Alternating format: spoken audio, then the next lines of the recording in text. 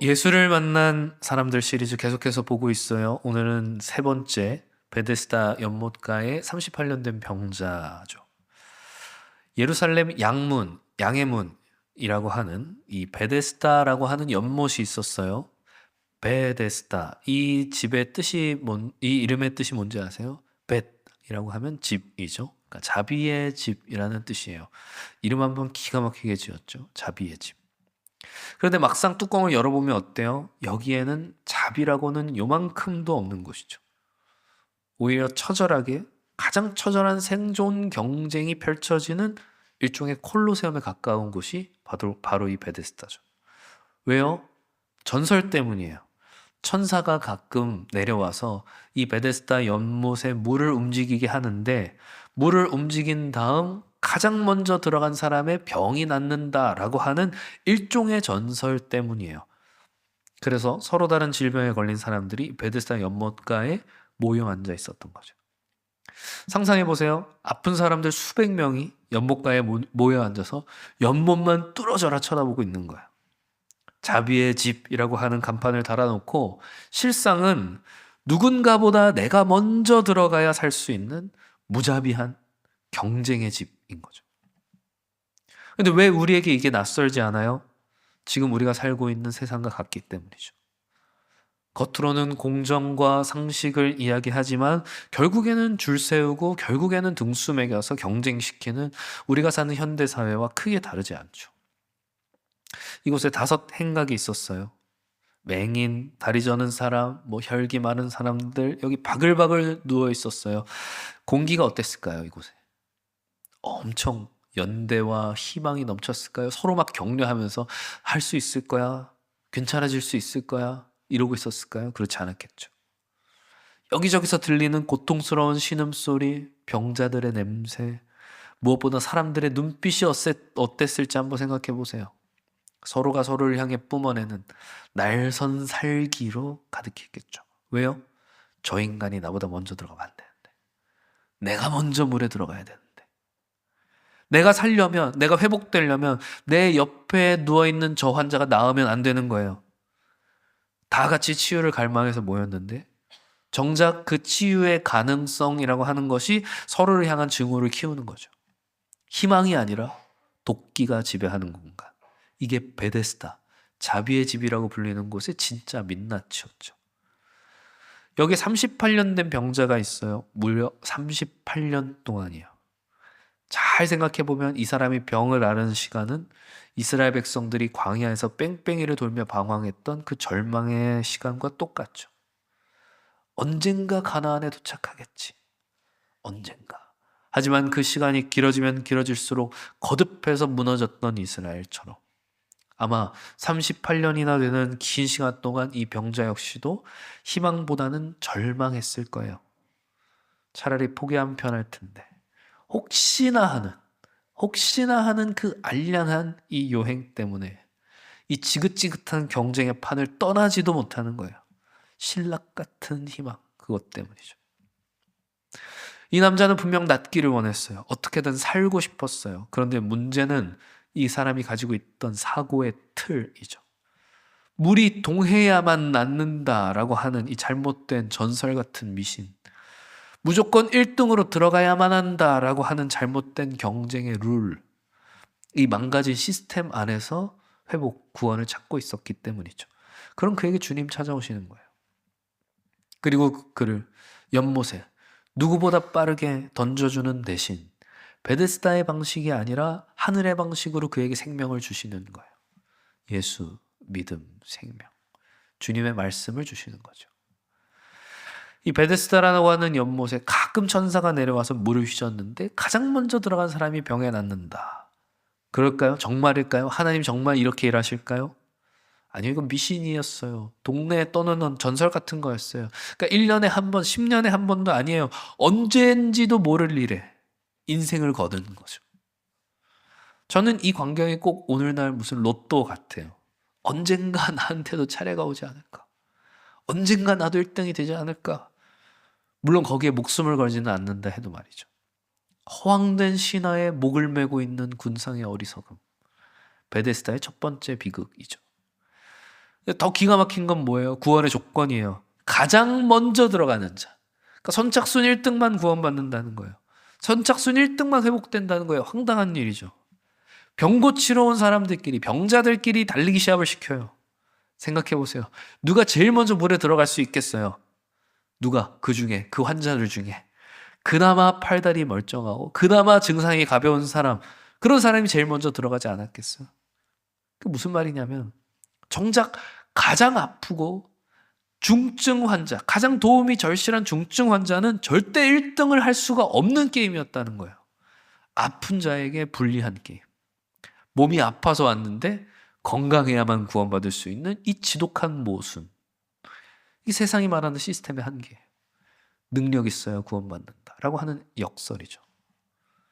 그래서 베데스다는 정말 오늘 우리 시대 같아요. 1등만 기억하는 더러운 세상. 익숙하잖아요. 우리가 매일 출근하고 우리가 매일 학교 가는 그곳이잖아요. 철저한 능력주의 사회의 축소판이 베데스다였죠. 자비가 어디 있어요? 약육강식의 정글에 가깝죠. 누군가의 탈락이 나의 생존이 되는 이 제로섬 게임, 서바이벌. 사람들은 이 룰에 순응하며 아등바등 그렇게 살아가죠. 경쟁에서 밀려나면 끝이라 생각하니까. 그래서 자비의 집이라고 하는 간판 뒤에 숨겨져 있는 이 잔인한 경쟁 시스템. 과연 이것이, 이 세상이 우리에게 진짜 생명을 줄 수 있냔 말이에요. 이 정글의 한복판에 38년 된 병자가 누워 있어요. 이 경쟁에서 철저하게 소외된 구조적 약자예요. 필패할 수밖에 없는 운명인 거죠. 왜요? 혼자서 움직일 수도 없어요. 치유를 받으려면 물에 들어가야 되는데 움직일 수가 없으니 물에 들어갈 수가 없는 거예요. 근데도 물에 들어갈 수가 없으니 병을 고칠 수가 없어요. 근데도 이곳을 떠날 수가 없어요. 혹시라도 모를 회복의 가능성 때문에 완벽한 딜레마에 빠진 거죠. 세상의 룰 안에서 완전히 답이 없는 인생이에요. 아니 생각해보세요. 38년이에요. 38년. 얼마나 많이 시도하고 얼마나 많이 좌절했겠어요. 그리고 이렇게 실패와 좌절의 세월이 쌓이면 어떻게 돼요? 의지도 사라지죠. 열정도 사라지죠. 그런데 관성만 남아요. 깊은 패배감. 일종의 학습된 무기력이죠. 오랜 질병은 그래서 몸만 망가뜨리는 것이 아니라 정신을, 그 존재 자체를 먹어치워요. 언젠가부터 낫고 싶다라고 하는 열망보다 실패에 익숙해져 버린 무기력함이 정체성이 되어버린 상태. 이게 무서운 거죠. 그 절망의 밑바닥. 더 이상 내려갈 곳 없는 것 같은 바로 그곳에 불쑥 한 분이 찾아오시는 거예요. 바로 주님이시죠. 굳이 베데스다, 이 냄새나는 병동으로 주님이 찾아오시는 거예요. 이 낮은 자리로 말이죠. 세상의 룰에서 버림받고 잊혀진 이 병자 하나를 구원하시기 위해서 우리 주님이 친히 죽음 가운데 뚜벅뚜벅 걸어오시는 거예요. 주님이 병자를 쳐다보세요. 성경은 이렇게 말하죠. 예수께서 그 누운 것을 보시고 병이 오래된 줄 아셨다. 이건 주님이 그냥 척 보고 한눈에 알았다 뭐 이런 정도 의미가 아니에요. 그가 얼마나 오랜 세월을 고통 속에서 버텨왔는지, 그가 얼마나 많은 밤들을 절망하며 남몰래 눈물을 흘렸는지, 그 짓눌린 삶의 무게를 주님께서는 다 아신다, 그런 의미예요. 아니 그런데 다 아시는 그분이 병자에게 뭐라고 말씀하시는 거예요? 야, 네가 낫고자 하느냐? 아니 좀 황당하지 않아요? 낫고자 하냐니? 아니 병자한테 병 낫고 싶냐고 물어보는 게 말이 돼요? 이건 밥 굶고 있는 사람한테 배고프냐고 묻는 거랑 뭐가 달라요? 언뜻 보면 굉장히 불필요하고 어쩌면 꽤나 잔인한 질문처럼 보이기도 하죠. 그런데 주님은 왜 굳이 이 뻔한 질문을 던지셨을까? 잘 생각해 보세요. 이거는 정말 너 낫고 싶니? 궁금해서 물어본 게 아니에요. 38년 동안 이 누적된 무기력 속에서 굳어져 버린 그의 의지를 깨우는 질문이었던 거죠. 네 안에 진짜 아직도 생명을 향한 갈급함이 남아있느냐? 어쩌면 그의 뻔한 안주를, 나는 어쩔 수 없다며 반쯤 포기한 그의 영혼의 속내를 주님께서는 찌르고 있는 것일지도 몰라요. 내가 환경이 이래서, 내가 상처가 많아서 이렇게 변화를 거부하는 방어 기제를 말이죠. 거기에 주님께서는 생명을 향한 의지를 다시 한번 자극하시는 겁니다. 근데 이 남자의 대답이 어때요? 야, 네가 낫고자 하느냐? 이 질문의 대답은 뭐예요? 원래 네 아니면 아니오잖아요. 네, 저 낫고 싶어요. 아니면 아니요, 저 괜찮아요. 근데 병자가 뭐라고 답해요? 7절 보니까 병자가 대답하네. 주여, 물이 움직일 때 나를 못에 넣어주는 사람이 없어. 내가 가는 동안에 다른 사람이 먼저 내려가나이다. 야, 네 안에 생명을 향한 갈망이 있느냐? 네가 정말 회복을 원하느냐? 묻고 계신데 이 병자는 지금 베데스다의 낡은 논리를 꺼내고 있는 거예요. 아니, 웃기지 않아요? 그런데 이게 어쩌면 우리의 모습 아닐까요? 주님께서 야, 너가 정말 참된 생명을 얻고자 하느냐 묻고 계신데, 아, 주님 제가 너무 바빠서, 아, 주님 제가 돈이 없어서, 아, 주님 제가 시간이 없어서, 제가 해야 할 일이 많아서 이렇게 환경에 핑계를 대면서 숨어버리는 우리의 모습은 이와 같지 않냐는 말이죠. 다시 본문을 가만 보면 어때요? 핑계가 기가 막혀요. 나를 못에 넣어주는 사람이 없다는 거예요. 불행의 원인을 누구로 탓하는 거예요? 매정한 타인들에게 있다는 거예요. 주님은 우리의 의지를 묻고 계신데 남 탓하기에 여념이 없다는 거예요. 남 탓을 한 다음에 뭐를 탓해요? 시스템을 탓하죠. 내가 가는 동안에 다른 사람이 먼저 들어가더라는 거예요. 나는 불편한데, 나는 연약한데, 나는 혼자서 움직일 수도 없는데 다른 사람들이 나를 배려하지 않는다는 거예요. 이 대답이 너무 웃기지 않아요? 이 병자는 지금 시스템을 욕하면서도 자기도 이 시스템의 승리자가 되려고 여기 와 있잖아요. 자기도 1등이 되고 싶어서 여기 있는 거잖아요. 남들 때문에 내가 1등이 될 수 없어요 라고 좌절하면서도 자기가 지금 1등이 되고 싶다니까요. 이중적이지 않습니까? 능력뿐인 세상, 돈이 전부인 세상, 아 더러워 침을 뱉으면서도 우리도 그걸 따라가고 있잖아요. 욕망 때문에 거기에서 우는 소리가 나오는 거죠. 더 답답한 것은 지금 이 남자에게 야, 네가 지금 낫고자 하느냐라고 묻고 계신 이분이 생명의 주관자요 영혼의 치료자시라는 거예요. 그런데 그걸 못 알아보니까, 알아볼 눈이 없으니까 내 탐욕을 도와줄 힘센 청년 정도로밖에 안 보이는 거죠. 하나님을 하나님으로 보는 게 아니라 뭐예요? 내 욕망을 이루기 위한 도구로 삼는 것. 아주 낯선 모습이 아니라는 겁니다. 자기가 세운 공식, 경쟁의 연못, 도와줄 조력자, 욕망의 성취, 이 방법론 안에 갇혀 있게 되면 하나님의 방법이 눈에 안 들어오는 거예요. 눈앞에 주님이 보이지 않는 거예요. 그러니까 우리도 자꾸만 여기에 생명이 있다라고 하면서 다른 데 자꾸 눈을 돌리는지 모르죠. 진짜 생명을 향하여 눈을 돌리지 않는다면 우리는 영원히 베데스다의 노예로 살 수밖에 없어요. 이 징징대는 병자의 기나긴 하소연, 아, 물이 어떻고 뭐 사람이 어떻고 내가 억울하고 주님 여기에 대꾸하셨을까요? 이런 반구 안 하시죠. 아, 그렇구나, 사람이 없었구나, 내가 도와줄게, 이런 식으로 맞장구 치지 않으셨어요. 왜요? 그건 가짜 문제니까. 이 병자 스스로가 만든, 이 시스템이 만든 헛된 프레임 안에서 논쟁해봐야 아무 소용이 없다는 걸 우리 주님은 아신 거죠. 그리고 주님께서는 바로 생명이냐 죽음이냐, 이 양자택일의 문제를 이걸 가져가시는 거예요. 오늘의 찬양들 보면 그래요. 주님의 위로를 마치 내 마음 다 아시면서 내 마음 내 생각 있는 그대로 다 받아주시는 것처럼, 그러니까 인간의 프레임과 그 안에서의 징징거림을 우쭈쭈쭈 하면서 수용하시는 분으로, 하나님을 그런 분으로 그려내곤 해요. 야, 그래 너 힘들었겠다, 그래 내가 너랑 같이 울어줄게. 공감은 해주는데 거기서 끝이죠. 이 공감은 뭐예요? 병자를 그냥 그 안에서 거기서 누워있게 만드는 거예요. 아, 힘들었구나. 회복이 아니죠. 진짜 사랑은 뭐예요? 불편하더라도 진실을 찔러야 되는 거예요. 야, 네가 평생 낑낑대며 깔고 앉아있는 그 구질구질한 자리, 그거 당장 들고 일어나야 된다. 아프죠. 하지만 그게 살리는 길이라는 거예요. 만약 우리 주님이 병자가 원했던 것처럼 누구보다 빠르게 제일 먼저 연못에 던져줬다면 어떻게 됐을 거예요? 병은 나았을지도 모르죠. 하지만 이 베데스다의 전설과 그 시스템은 긍정됐을 거예요. 그리고 주님은 그저 우리의 욕망을 이뤄주시는 분으로 그렇게 전락해버렸겠죠. 그걸 거부하셨단 말이에요. 그리고 강제로 그에게 생명을 넣어주시는 거예요. 우리의 계획이 무너지는 게 그래서 은혜예요. 우리의 기도가 응답되지 않는 게 때로는 축복일 수 있다고요. 주님은 베데스다의 물 대신 진짜 생수를 주시기 원하기 때문에 38년 동안 겹겹이 쌓아올린 이 남자의 핑계와 욕망, 그리고 자기 연민, 베데스다의 물과 선착순의 룰과 그 가운데로 생수가 침투해 들어오는 거예요. 주님의 입에서 흘러나오는 말씀의 생수가 말이죠.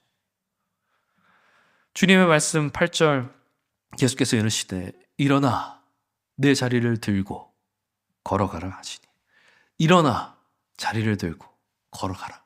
끝이에요. 친절한 설명, 설득, 안마나, 찜질 이런 거 없어요. 일어나, 들어, 그리고 걸어가. 단순한 세 개의 명령이죠. 그런데 이 병자가 이 세 개의 명령 중 단 하나도 생각해 본 적 없던 거예요. 한 번도 이 병자에겐 가능하지 않았던 일이에요. 일어나는 것도, 드는 것도, 걸어가는 것도. 기적의 메커니즘은 세상과 달라요. 우리가 생각하는 순서는 뭐예요? 병이 나으면 그때 내가 일어나겠다는 거잖아요. 나를 던져서 내가 원하는 방식대로 나를 회복시켜준 다음, 그 다음 내가 닿으면 그때 내가 알아서 할게, 이거잖아요. 근데 복음은 어떤 거예요? 복음은 우리의 생각과 다르게 말씀에 순종하는 즉시 역사가 일어나는 거예요. 어거스틴의 말처럼 주님의 말씀이 선포될 때에는 반드시 그 일을 행할 수 있는 능력까지 함께 동반된다라는 거예요. 말씀이 의지로 들어오는 순간 기적은 일어나요. 생명이 역사하는 거죠. 주님은 베데스다를 찾아가긴 하셨지만 베데스다의 물은 한 방울도 사용하지 않으셨어요.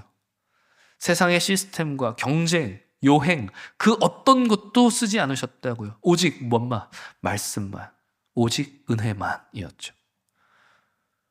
하나님은 이처럼 우리의 간구를 때로는 스킵하세요. 우리의 욕망을 건너뛰는 은혜로 역사하세요. 그냥 생명을 우리에게 꽂아놓는 방식으로. 왜요? 우리에게 너무 익숙한 세상의 시스템을 무력화시키기 위해서. 인과율의 논리를 무력화시키기 위해서. 은혜가 오직 은혜되게 하기 위해서이죠. 주님이 이 남자에게 들고 가라고 하신 그 자리가 뭐예요? 38년 동안 이 남자의 땀과 눈물, 어쩌면 그의 분비물이 잔뜩 묻어 있을지도 모르는 지독한 현실의 매트리스였죠. 무엇보다 나는 아무것도 할 수 없다라고 하며 스스로 합리화하고 뭉개고 앉아있던 핑계의 자리였죠. 동정하고 구걸받기 딱 좋은 방어기제였을지 몰라요. 나는 아무것도 못해요. 주님은 그 상처와 그 컴플렉스까지 들어 없애라고 말씀하시는 거예요. 그 더러운 자리에 매여 있는 자가 아니라 이제 그 더러운 자리까지도 마음껏 다스릴 수 있는 자가 되었다라고. 상처가 나를 올가매는 것이 아니라 내가 상처를 다스릴 수 있는 자가 되었다는 주님의 이 선언이 이 매트를 들고 가라 하시는 그 말씀이었어요. 상처만 다스리게 됐나요? 아니요. 그의 인생이 바뀌었죠. 삶 전체가 바뀌었죠. 걸어갈 수 있게 되었잖아요. 걸어간다라는 건 뭐예요? 완전히 회복되었다라는 의미도 있지만 이제는 그 삶의 기준이 완전히 달라졌다라는 거죠. 이제는 요행을 바랄 필요도 없어요. 경쟁을 위해 애쓸 필요도 없어요. 동정과 구걸을 바랄 필요도 없어요. 새롭게 주어진 삶의 무게를 지고 걷는 자가 되었다라는 거죠. 성경은 뭐라 그래요? 9절에 그 사람이 곧 나아서. 놀랍죠? 주의 말씀이 떨어지자마자 어떻게 됐다 그래요? 곧 나았다 그래요. 곧 나았다라는 건 무슨 말이에요? 즉시 나았다라는 거죠. 순식간에 나았다는 거죠. 생각해보세요. 38년이에요. 38년. 뼈가 굳고 근육이 다 녹았을 거란 말이에요. 그런데 즉시 나았죠. 재활도 필요 없었죠. 상식이 무너지는 순간, 베데스다의 불이 꺼지는 순간이죠. 지난주에 봤던 왕의 신하는 수십 킬로를 걸어서 주님 앞에 나오기라도 했어요. 아들을 살려달라고 빌기라도 했어요. 근데 베데스다의 병자는 한 게 없어요. 근데 주님이 살려주세요. 아무것도 한 게 없는데 그냥 주님 말씀하시니 기적이 일어나요. 회복이 일어나요. 믿음은 은혜로만 생겨난다라는 거예요. 구원받기 위한 노력? 아무것도 필요 없어요. 그냥 귀에 들리는 주님의 음성, 그 말씀에 불가항력적으로 반응해 몸을 일으켰던 것뿐이에요. 세상은 끊임없이 우리에게 묻죠. 야, 너 뭐 했어? 얼마나 열심을 냈어. 얼마나 노력했어. 그래서 평생 베데스다의 연못가를 서성이게 만들어요. 경쟁하게 만들고 1등이 되게 만들고. 근데 복음은 달라요. 넌 할 수 없어. 그러니까 그거 내려놓고 내 말을 들어. 내가 다 이뤘어. 백기 들고 항복하라는 겁니다. 그래서 믿음은 항복이라 그랬잖아요. 들려오는 생명의 말씀에 항복당하는 거예요. 사람이 38년 만에 일어났어요. 그러면 아니 동네 잔치를 벌여야 정상이지 않아요? 근데 유대인들이 나타나 시비를 거는 거죠. 이날은 안식일인데 네가 자리를 들고 일어나는 게 맞아? 아니 기가 차죠. 눈앞에서 한 인간의 인생이 회복되었는데 안중에도 없어요. 관심사는 오직 하나예요. 뭐 감히 우리의 룰을 어겨? 안식일 규정을 어겼어? 생명보다 시스템이 먼저예요. 근데 가만히 보세요. 이 시비를 거는 유대인들 보면 몸은 멀쩡하죠. 그런데 영적인 시선으로 보면 이 자들이야말로 율법이라고 하는 이름의 베데스다에 갇혀 있는 진짜 노예들이라는 거죠. 38년 된 병자가 이 연못의 물을 구원의 수단으로 삼았다면 이들은 안식일 준수라고 하는 자신의 의를 구원의 동아줄로 삼고 있는 거예요. 내가 율법을 남들보다 더 잘 지켜서 내가 영적 1등을 차지해야 한다라고 하는 지독한 종교적 선착순 게임. 연못가나 성전 아니나 결국 똑같은 베데스다였다라는 겁니다. 자비의 집이라고 불렸으나 자비가 없었던 베데스다. 이거 결국 저 성전 안에 있던 부패한 유대교의 모습과 조금도 다르지 않다라는 거예요. 유대인들이 물어요. 10절 병 나은 사람에게 이르되 안식일인데 네가 자리를 들고 가는 것이 옳지 아니하니라. 대답하되 나를 낫게 한 그가 자리를 들고 걸어가라 하더라 하니. 이게 이 병자가 예수가 시켰어요. 이게 핑계대는 것 같지만 사실은 이런 거예요. 당신들 나한테 그 율법으로 해준 게 38년 동안 하나도 없지만 이 사람의 말씀은 나를 회복시켰다. 그 얘기하는 거예요. 이 병자는 38년 동안 쉬지를 못했어요. 누워 있었다고 다 안식이 아니에요. 하루하루가 불안과 경쟁으로 바빴단 말이죠. 언제 물이 동할까 연못을 쳐다보느라. 그런데 이제 주님의 말씀이 겨우 나로 하여금 쉬게 하였는데 안식일에 너 자리 들고 일어나면 안 돼? 라고 말하는 이들이 얼마나 가소롭고 어이가 없었겠어요. 자신은 인생 처음으로 제대로 된 안식을 맞고 있는데 유대인들은 그 생명의 현장 앞에서도 끝까지 눈을 감아버리는 거예요. 왜요? 왜일까요? 왜 기적을 보고도 그걸 무시하는 거예요? 자신들이 만들어 놓은 종교적 베데스다의 룰이 깨지는 게 그게 두려운 거예요. 주님이 주시는 일방적인 생명을 이걸 인정해버리면 그동안 자신들이 쌓아왔던 율법을 잘 지키면서 쌓아왔던 종교적 마일리지, 율법 1등의 그 스펙들, 남들보다 앞서갔던 그 노력들, 그게 전부 다 쓸모없는 휴지가 돼버리잖아요. 그러니까 생명 그 자체이신 예수를 부정해버리는 거예요. 오히려 죽이려 드는 거예요. 자기가 세운 기준을 지키려다가 영원한 생명을 스스로 차버리는 끔찍한 위선이죠. 38년을 누워있던 사람은 일어나서 베데스다의 어둠에서부터 저 생명의 빛으로 걸어가고 있는데 겉으로 보기에 멀쩡한 이들은 율법에 갇혀서 그 어둠 속에서 빛으로 나오지 못하고 있는 거예요. 물론 우리 주님 그 회복된 이를 또 찾아가 말씀하시죠. 성전에서 그 사람을 만나서 보라 내가 나았으니 더 심한 것이 생기지 않게 다시는 죄를 범치 말라. 다시는 죄를 범하지 말아라. 다시 베데스다로 돌아가지 말아라. 생명의 무게, 은혜에 합당한 열매를 맺으라는 거예요. 이 사람이 어떻게 합니까? 15절 유대인들에게 가서 자신을 고친 이는 예수라. 엄청난 변화죠. 엄청난 변화. 이 당당함을 보세요. 얼마 전까지 이 사람 뭐라 그랬어요? 네가 낫고자 하느냐는 물음에 핑계대며 환경을 탓하며 그렇게 자기 연민에 빠져서 스스로를 비관하던 피해자가 이제 종교적 베데스다인 그 한복판에서 유대인들 앞에서 참된 생명이여 빛이신 예수를 증언하는 거예요. 은혜가 한 사람의 척추를 세우니 예수를 가리키는 손가락이 된 겁니다. 38년을 누워 있었지만 은혜를 입어 생명으로 나아온 자, 그리고 몸은 멀쩡하지만 종교적 베데스다에 갇혀 생명을 거부한 자, 누가 진짜 환자일까요? 우리가 세운 기준과 시스템에 갇혀서 생명의 말씀을 뒤로 한다면 우리도 오늘 베데스다의 노예가 될지 몰라요. 그래서 오늘 우리 역시도 주님의 말씀 앞에 항복해야 하는 겁니다. 사랑하는 청년들이 말씀을 맺으려고 그래요. 우리는 어떤 주님을 원하고 있나요?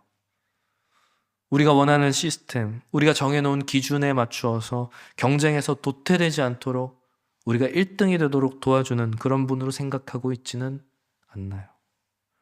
38년 묵은 그 지독한 고질병, 그 피해의식과 무기력을 끌어안고 하루하루 버텨내고 있지는 않나요? 지금 주님이 묻고 계세요. 네가 낫고자 하느냐? 너 구원받고 싶어? 그런 질문이 아니에요. 진짜 생명. 세상의 기준 채우는 그거 말고 진짜 생명을 원하느냐? 라고 하는 질문인 거죠. 환경 탓, 사람 탓, 시스템 탓 그만하고 너 내 말에 좀 귀를 기울여 볼래? 주님 물으시는 겁니다.